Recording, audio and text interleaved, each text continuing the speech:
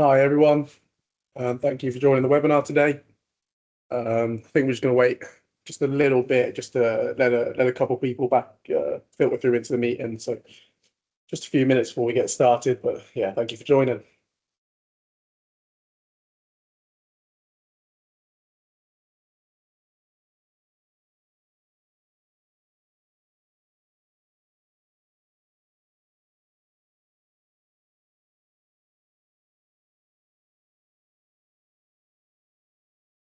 Okay, yeah, so I think we'll get started. So yeah, thanks for joining everyone. I'm Harry. I'm a business development executive here at JSP. And today we're just going to go through kind of dust awareness, a bit of a theory behind it all, and the hazards and the long-term problems that dust can kind of pose, alongside a bit about phase fit testing and some of the solutions that we could put in to kind of help assist you in selecting your RPE and hopefully getting yourselves the right protection, to keep yourself protected in the workplace. So yeah, if you could raise the slides, please. So I think fundamentally the issue is that there's a general lack of understanding out there. The awareness isn't where it needs to be in the hazards posed by dust, and to be honest, across respiratory protection as a whole. So hopefully, educational kind of webinars like this can kind of get that message into the end user base, to the people using the products, to keep themselves properly protected. Just a little analogy to start off, a little bit of a morbid one, looking at what's the problem with buses. So what we can imagine it as, I guess, is the queue to the bus is your time at work where you're not protecting yourself properly. Okay.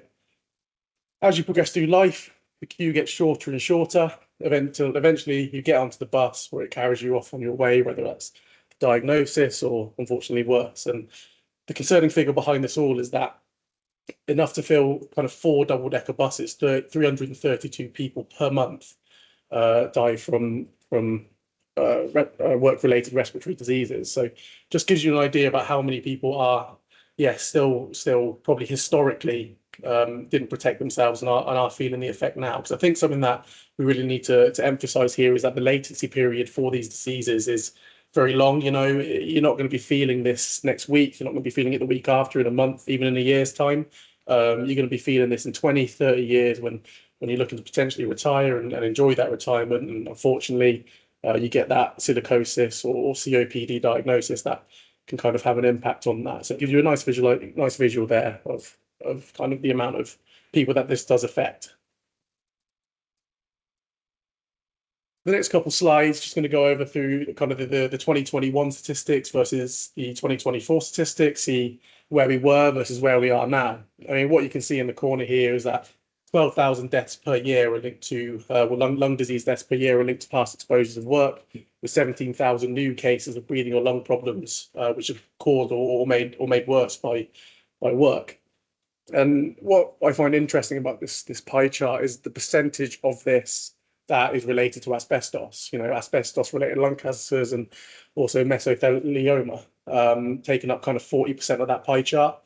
You know, asbestos was made illegal to use kind of 25, 30 years ago, and yet it's still taken up a huge chunk, showing that the latency, kind of the length of that latency period of when you're kind of exposed versus when you get that diagnosis. And I think, unfortunately, something we're going to see is, while that kind of chunk of the chart drops for asbestos, it's going to raise in other things like silicosis. As awareness of that and even statistics come out of the effects on silica on your lungs going forward. Now, something of great concern to me is that 3 years on, we're not really seeing an improvement here. You know, deaths per year, the exact same, 12,000 from 2021 compared to 2024. Mesothelioma, while there's been a marginal improvement, that can almost be expected. As mentioned, asbestos was made kind of illegal to use quite a while ago now, but there are an increasing amount of estimated new cases of lung or breathing problems kind of diagnosed that were caused by work. So yeah, in that 3 year time, the statistics are either changing or staying up. And while that could be expected because of those long latency periods, it's something that we do really need to start see drop in. And the fact that we're getting kind of a greater number of new cases, suggests that in 20, 30 years' time, those deaths aren't going to drop because they're still relating to the amount of new cases and could, at this rate, even rise. So it's important that we are getting that message out there to keep yourself protected, and not just protected, but properly protected, wearing the right RPE and wearing the right RPE properly, depending on your situation and your individual needs within the kind of work you do. I think something that we need to focus on when we talk about health and safety, a lot of the times we focus on the kind of safety part, keeping people safe at work at the time, where we want to be looking at it as a whole. Looking at this chart, 99% of kind of work-related disease deaths were related to deaths, sorry, were related to work-related disease, where 133 died to accidents in work. And, we've got this real emphasis on site safety and managing sites properly, which is incredibly important and needs to be a focus. But at the same time, we need to think about the long-term health of staff, of users, and of yourself while you're at work. And, we won't be able to balance this kind of chart out, but hopefully we can see these numbers come down in the amount of deaths per year, both on the health and the safety side. On the screen here, not going to go through them all, but just a range of kind of exposures that could leave you at risk at work.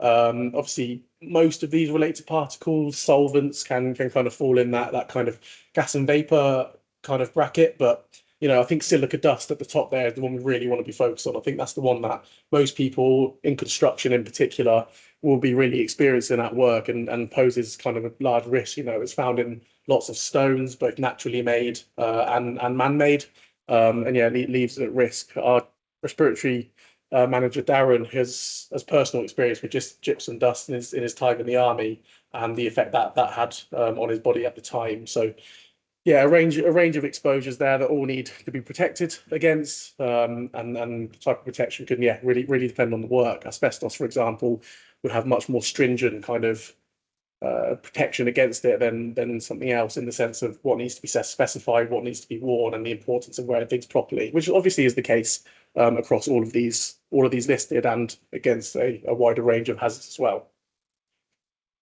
So on the screen here, we mentioned silica before, and in terms of respiratory protection, you always want to be looking at exposure limits, and that can be really crucial in the kind of selection of your RPE. How much are you exposed to, and then how you reduce that, whether that's through wearing masks and respiratory protection, or whether that's other control methods such as external extraction. But what you're seeing on the screen here is the exposure limit for silica dust on a daily basis.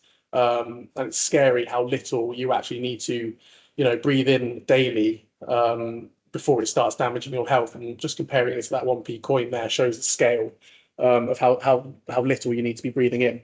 It's just a little visual there about, the impact silica can have and why it's important to keep yourself protected. So there are two types of dusts that you can be breathing in. Well, it's all kind of within dust bracket, but in the sense of your body kind of protecting you from them. Inhalable dust are generally larger size dust particles that you normally can see with the naked eye.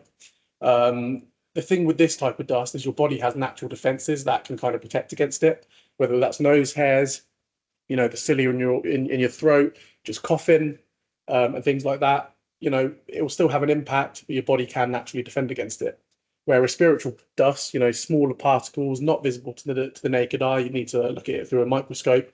They're the ones that cause the real long-term damage. They're the ones that get deep in your system, get trapped in the bottom of your lungs where they can't come out, and the ones that are going to have the greatest effect later on. And these two pictures here just give you an idea of that, and also an idea of the fact that just because you can't see it doesn't mean there isn't an issue there. Obviously can't see it fully, but objectively the wood he's cutting there doesn't seem, huge. It seems like he's just kind of doing general cutting and sanding. On the left here, would be described as your kind of respirable dust, I guess. There's no light shining through it. It looks like there's barely any dust actually coming off that. Where as soon as you kind of shine a light through it, make the dust visible, you can see just how much there is potential to be breathing in, which is to be concerned. So just because you can't see it doesn't mean it's not there. There are other concerns in this picture. Is he wearing his mask properly? Is it fitting properly? That would need to be looked at. But just to put that message across of not being able to see the dust, it gives a nice little visual.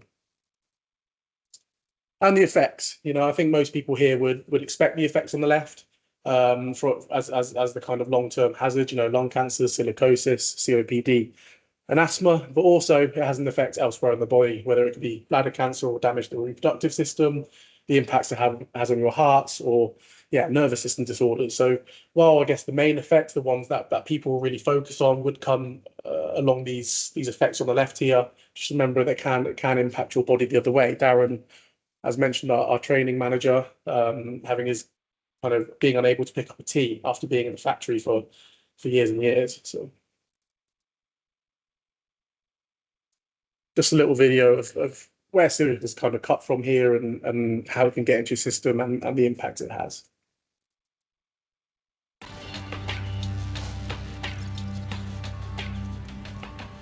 Silica. It's one of the most common substances on Earth.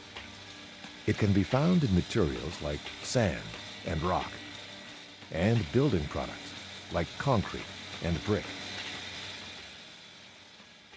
When a worker cuts, grinds, or drills materials that contain silica, dangerous crystalline silica dust is released into the air.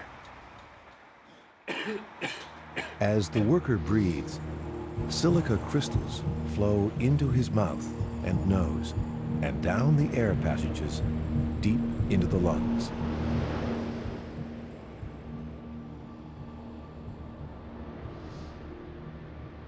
The tiny crystals enter the small, fragile air sacs, where oxygen is absorbed into the blood. Immune system cells, called macrophages, engulf and try to dissolve the crystals, but they are unable to. Over time, more and more crystals build up inside the macrophage cells. The macrophages carry the silica into the walls of the lung, where they die. Scar tissue forms around the dead cells and spreads as more cells die. This damage can continue even after the exposure to silica stops. Eventually, so much scar tissue forms that the lungs can no longer function.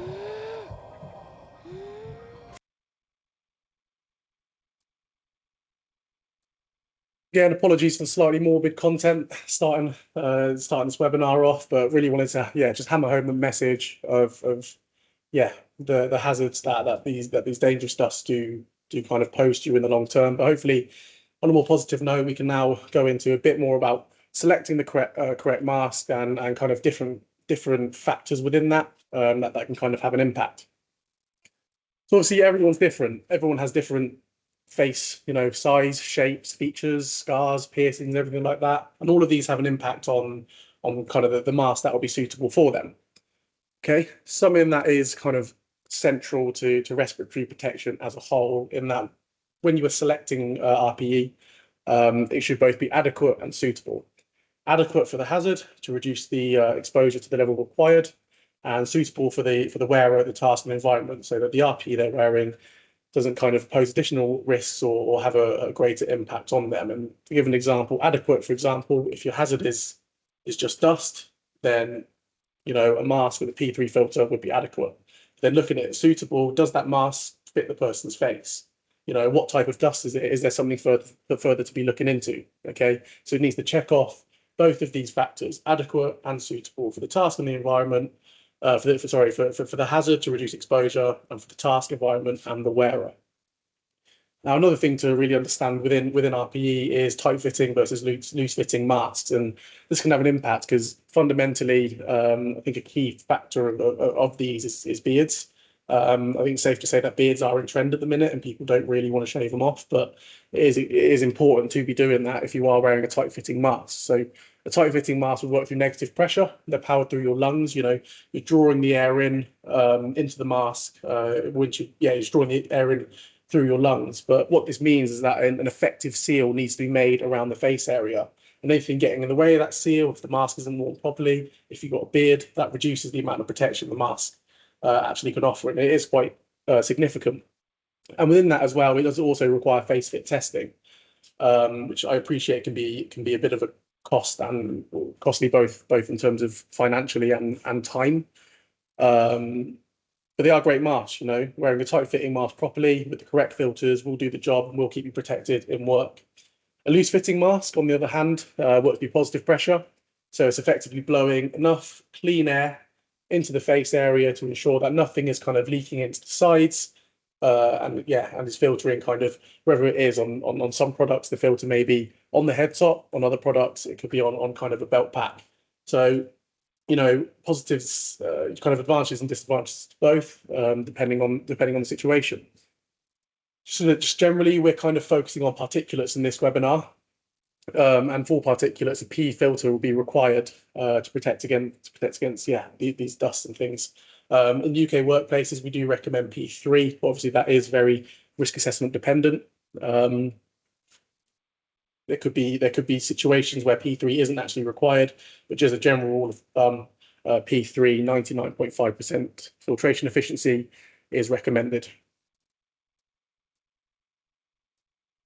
So, as mentioned before, face size and shape can have quite a large impact on kind of whether the mask is fitting a person properly, and also in face fit test success rates. When you're doing face fit testing, you do want to get it right first time. So what we have to assist this, you can scan the QR code on screen now, or you can find it on the JSP website. But it's just a little caliper that allows you to assess the kind of size of each of your team. It goes onto the kind of chin and then onto the bridge of your nose, and that kind of assesses where your face falls into. So it means when you are buying your mask, if you are buying a lot of masks, you can do this beforehand, assess what's required for your team, and then purchase the correct amount rather than just having to guess. And this should hopefully have the positive impact, I guess, on face fit testing and hopefully higher pass rates first time. So just for reference, just included the 3 tight fitting masks, FFPs, half masks, and full face masks, and just some things to look out for to ensure they're being fit properly.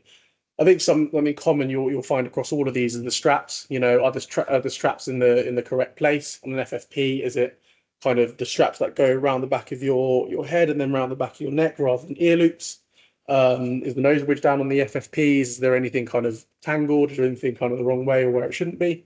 On the half mask and the full face mask, the kind of reusable ones, looking at the filter, is everything in place? If there's a valve, is the valve on properly? Because all of these things can have an impact on the ultimate protection that the mask is giving you. Now, what you see on each of these is to carry out a fit check. Okay, a fit check will essentially allow you to every time you don a mask, whatever type it is, just to assess the fit at the time. Is it fitting properly? Is everything being worn correctly? Okay. Just worth noting that a fit check can be carried out differently depending on the type of mask you have. So always just go off the manufacturer's instructions on how to actually perform these.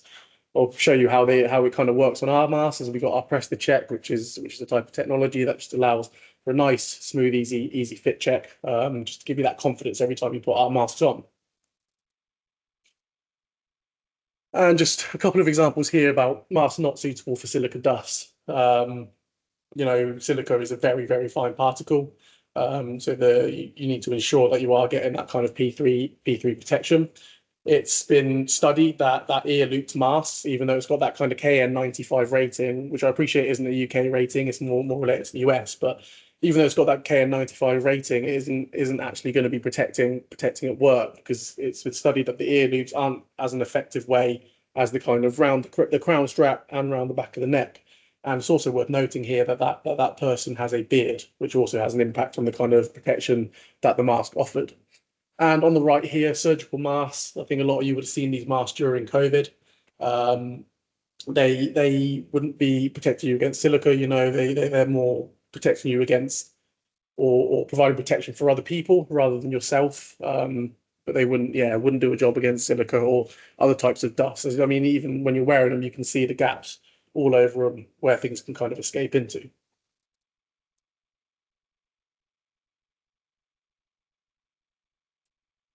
So a fit check or a fit test, what is the difference?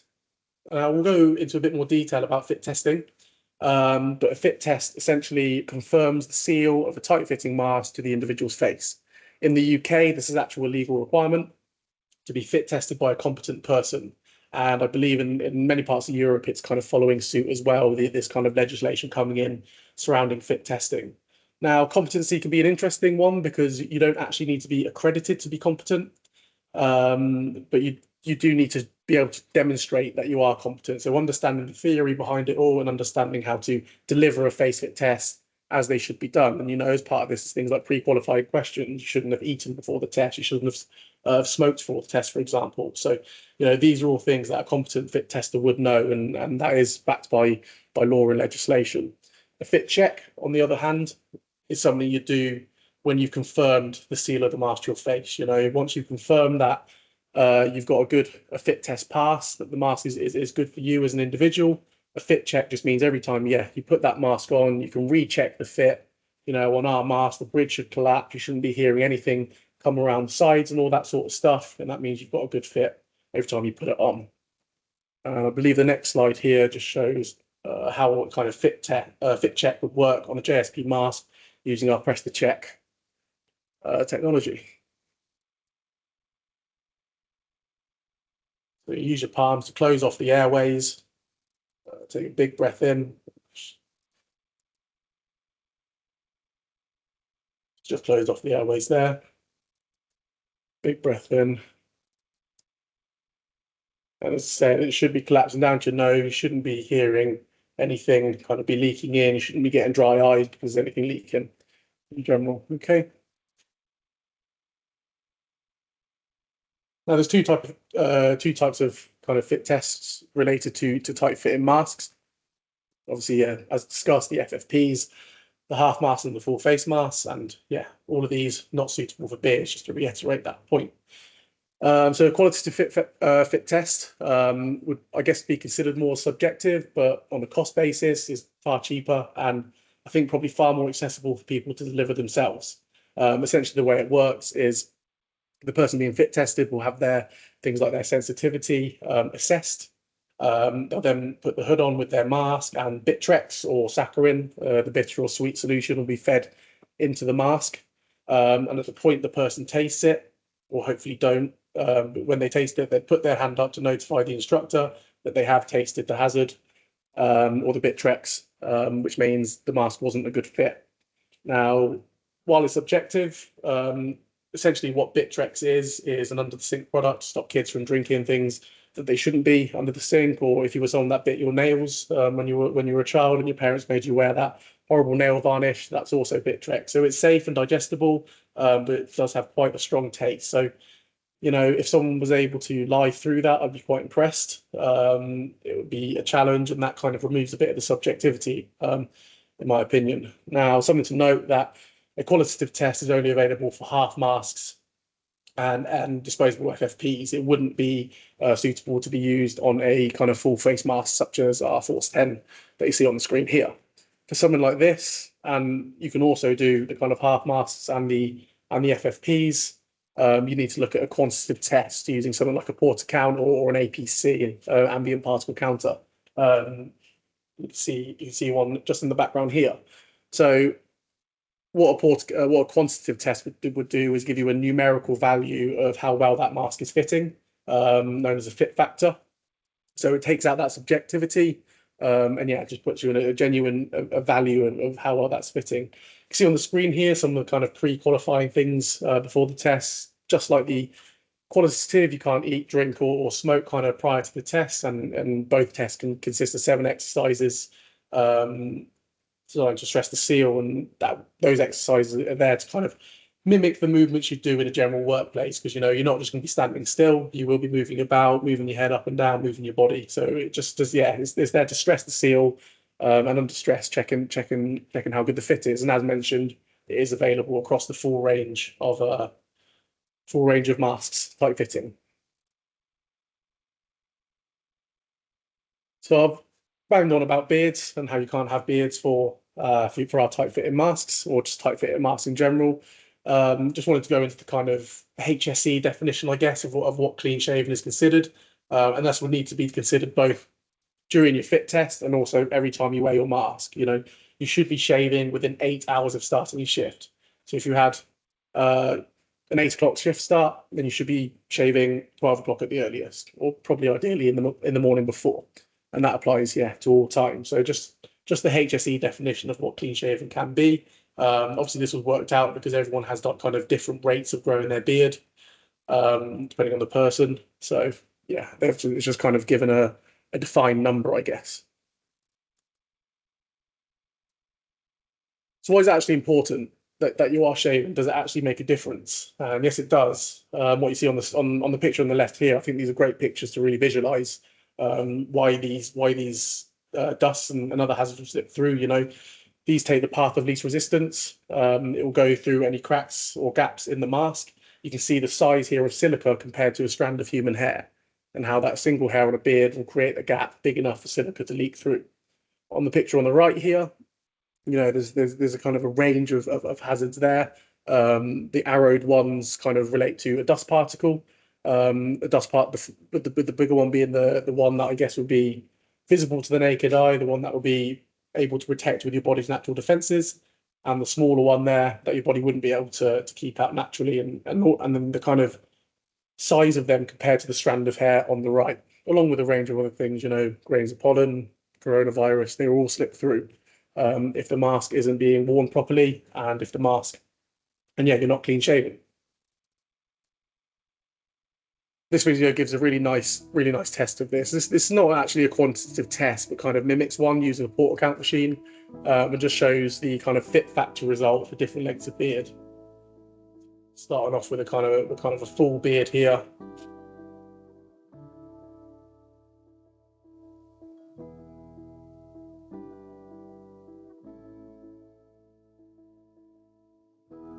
An incredibly low fit factor. There's a very large amount of particles inside of that mask.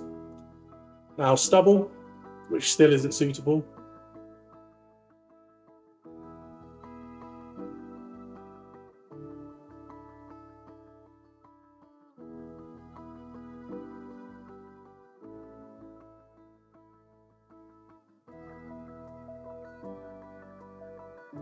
There's an improvement there, but we're still not close. Still not close to achieving a good fit, to being properly protected.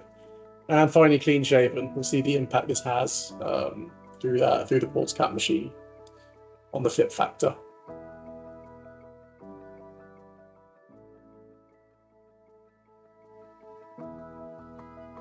And I believe the result with the beard was around 50.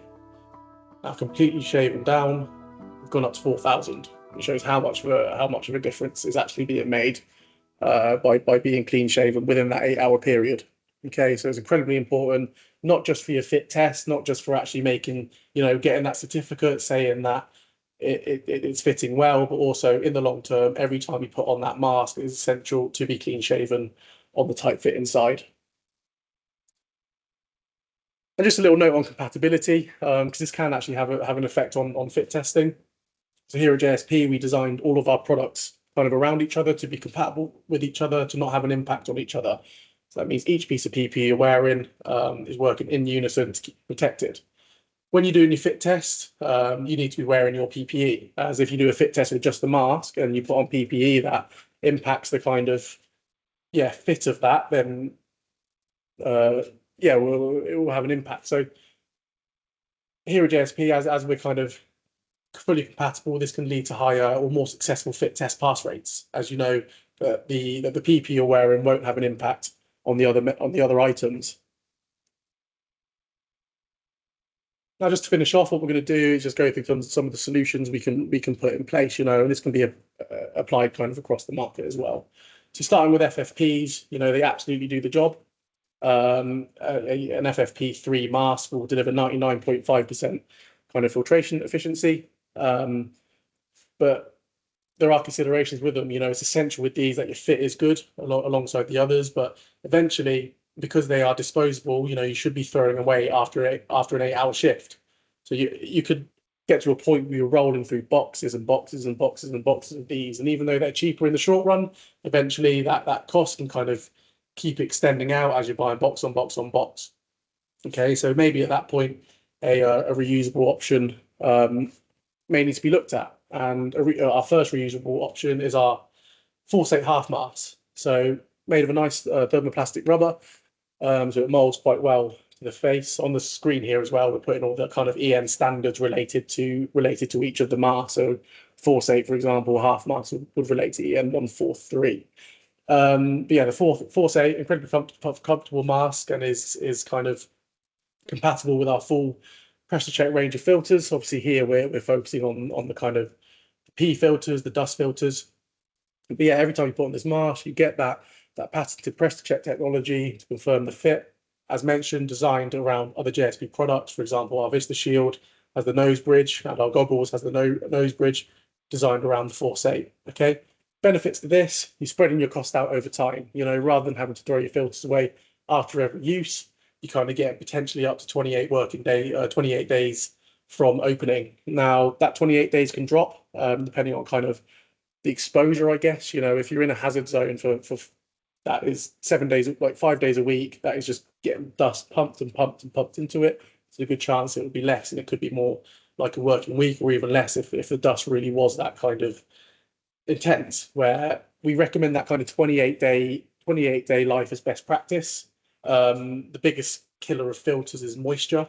And you know, you don't know what kind of environment is being made inside of the mask. You know, has moisture got in? Are you breathing moisture back in? That's kind of impacting the mask in the long run, which is why, yeah, we recommend that 28 days is the absolute maximum before you consider a replacement.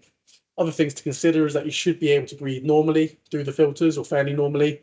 So if you do experience that your breathing's getting laboured and things like that, things just aren't feeling quite right, that also suggests it's probably time for a change. And that's similar with the tight fitting, with the full face mask. So all exactly the same on the filters, the kind of replacing of the filters and the times that you see on the screen here. Full face mask will relate to EM 136, and our Force 10 is also compatible with our full range of press to check filters. A full face mask will deliver a higher kind of protection factor than a half mask. For example, to go a bit technical about it, it's asbestos demands to have an assigned protection factor of 40, which will be delivered by a full face mask, but it wouldn't by the kind of half mask. So a full face mask with P3 filters is what we would recommend for asbestos, not the half mask. Alongside the kind of chemical filters that we would recommend occupationally to be wearing on the Force 10 full face mask. Now, the other side of it, the units that are suitable for the people with beards. So we have a range, both kind of belt mounted and on top. The first one is our Jetstream. So our Jetstream is our belt mounted unit. You know, you keep your motor, your filter pack here on the waist, and it feeds the clean air through the hose into the face area. And this will deliver a kind of P3 equivalent protection, PSL dust filters. Now, no face fit is required. As mentioned earlier on, they work through positive pressure. So they're just feeding just enough air into the face area to keep out any of the nasties. And the Jetstream is also available not just with the constructor head top. Obviously, on the site, on construction sites, that would need to be the option you go for. However, elsewhere, I appreciate they may not want to wear the helmet. So we also have things like our switch and go, which is an option for a soft hood. And you can see that here in the background now. So exactly the same. You'd have the exact same belt pack. You'd have the exact same filter that would feed the clean air into the hood, for example.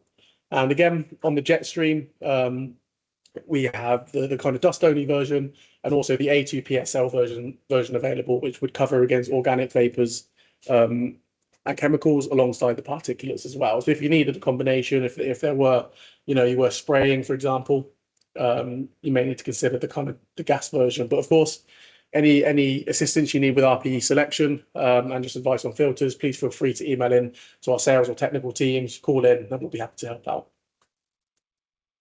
And finally, the Power Cap Infinity. our newest kind of powered air unit as of today. So what we consider this as is you kind of fall above the neck PP ensemble in a way.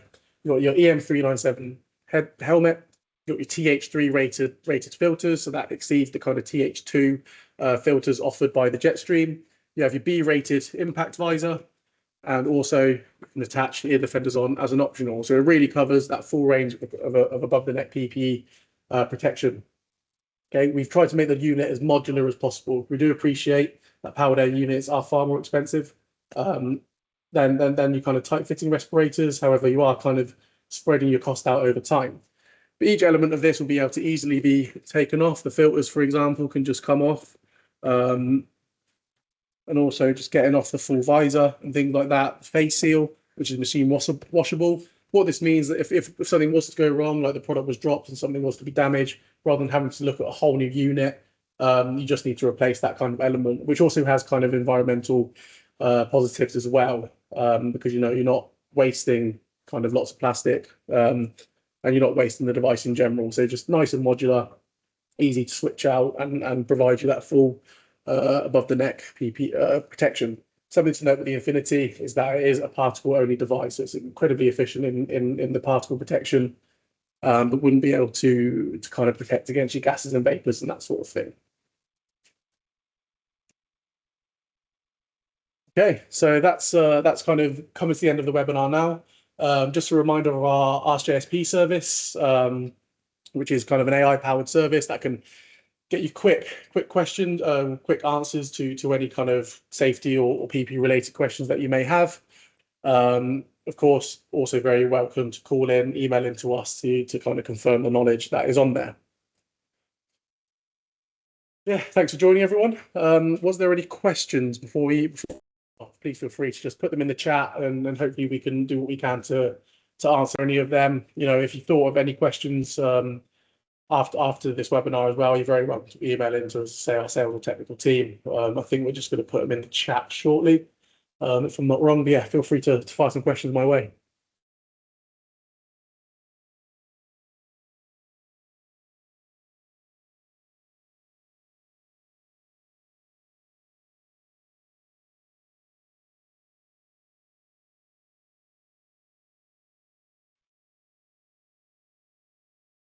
Yeah, just the relevant email addresses in the chat now.